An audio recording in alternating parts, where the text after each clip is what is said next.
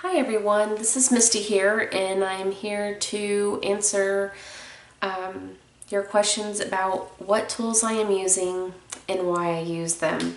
I'm constantly asked about why I use certain tools and what types of tools that I use for my mini journals.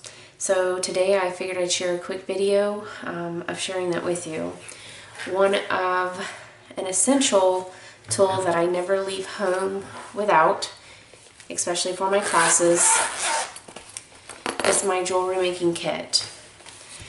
This kit is beneficial in many ways. Like this pointing tool, I'll use it on one of my favorite glues, and if it does get clogged, you just run that tip right there at the beginning and your glue will work perfectly fine.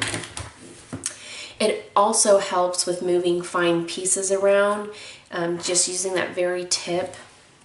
Another tool that I like to use, especially when I'm working with beads and stuff like that on my projects, is the jewelry grasping tool.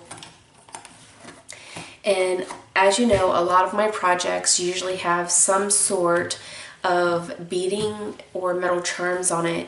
So these guys are essential for working with the metal charms and the beads. And you can get your jewelry kits at so many different places, and I'm sure they're no more than $25 for this kit. Another essential tool that I use are my glues. A lot of people that I know really disagree with me about using double-sided tape. However, the reason why I don't like using double-sided tape is that my projects fall apart within a couple years. And I know that may not be a big deal for some people, but for me, I want to be able to keep my mini journals as long as I'm alive, and hopefully my son can share those with his children. And if I'm lucky, if I've created them well enough, maybe into the next generation, and where they can add their photos in with our photos. So that is the reason why I use Arlene's quick grab or quick dry tacky glue. I find it to be one of the strongest glues, especially for doing my binding, which binding is the most important part of your whole mini album. And if I'm not using quick dry, there is a library binding glue that you can buy, but it's extremely expensive, but you can find it on Amazon. The other glue that I love to use, especially on my embellishments or metal trinkets, is this Fiber Tack permanent adhesive. And I actually learned about this glue through my Prima ambassadorship. And in the beginning, I really didn't like this glue because it was extremely messy and it just tended to get everywhere.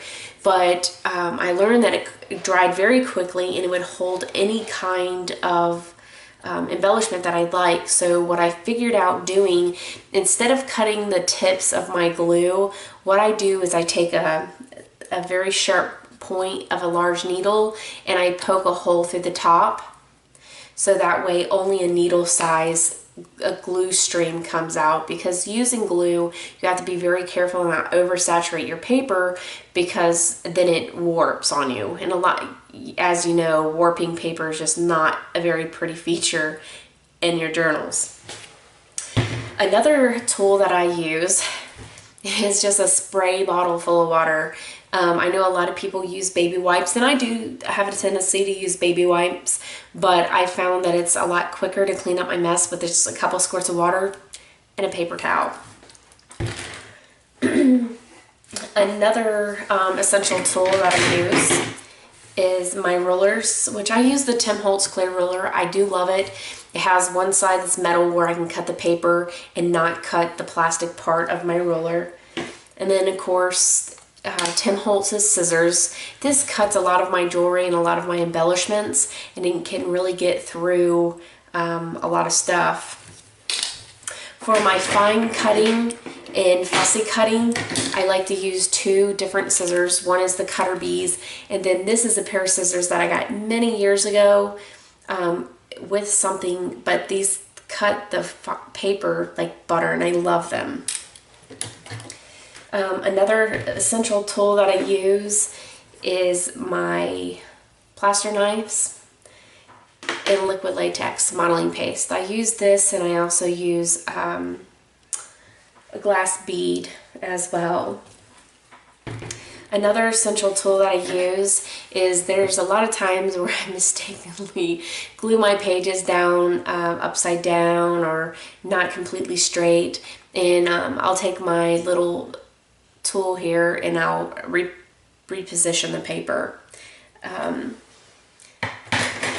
Something else that I really love to use are my Prima Bloom sprays. For a lot of my mixed media work, I just find these sprays amazing. The way you can control your sprays, the ease of making the sprays.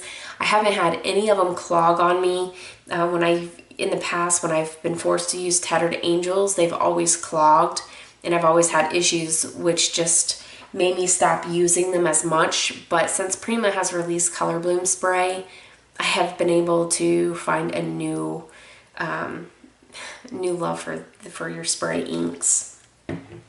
I use a variety of different paint brushes to blend, to give different effects.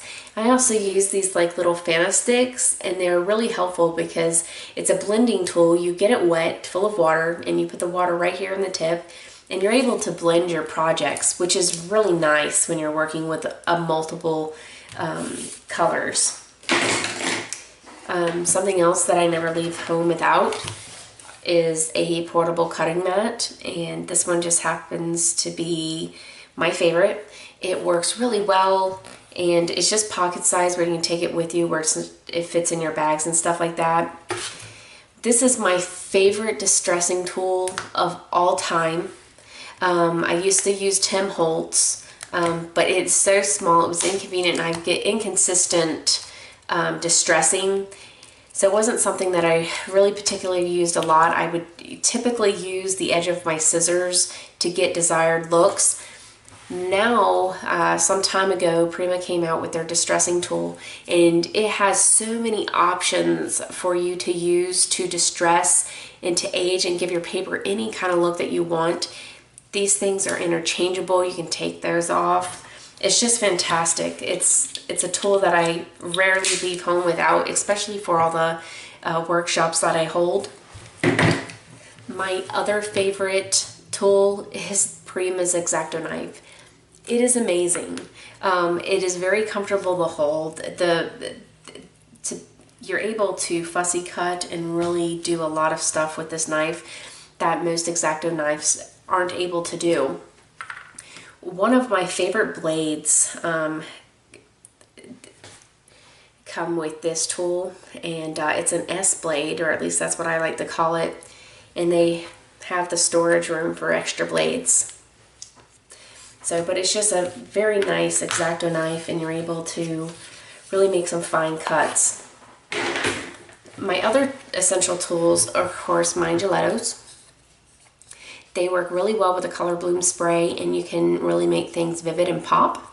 For my edging, I like to use the Resist Chalk Edgers. And the reason for that is that once they dry, you don't have to worry about them remixing with your sprays. So that way you have a true edging. They're fantastic. Something else that I use just about on every project are stencils. And let me tell you, stencils are important, and there's definitely a difference between the quality of stencils. I really do love Prima stencils. They use a really thick plastic. They're easy to use, easy to clean, and I really love to use them. And they're coming out with so many new patterns and shapes and different sizes, so I really enjoy them. As you can see, this is one that I bought from Hobby Lobby, and it's a little bit more flimsy, and when you're working with it, sometimes it'll peel up. This is one, it's actually one of my favorites, but I hate this stencil, but I love the swirls in it, but it is so flimsy. As you can see, these bend up all the time, and when I'm working with like texture to put over it, they lift up and they move, and as you can see, that one's like permanently stood up. But I work with it because I like it so much. So it's just something I have to tolerate. But there is a huge difference in quality when it comes to stencils. So when you're buying stencils, just make sure when you buy them that they're thick and sturdy, where they don't just flop in the wind, because these have a tendency to tear when you're working with texture and different types of texture. See, as you can see with this one, you can really hear the difference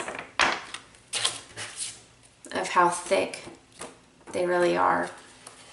So I hope you enjoyed my tips about the tools that I use, and I hope that you're able to put them to good use. Thank you. I'll see you later.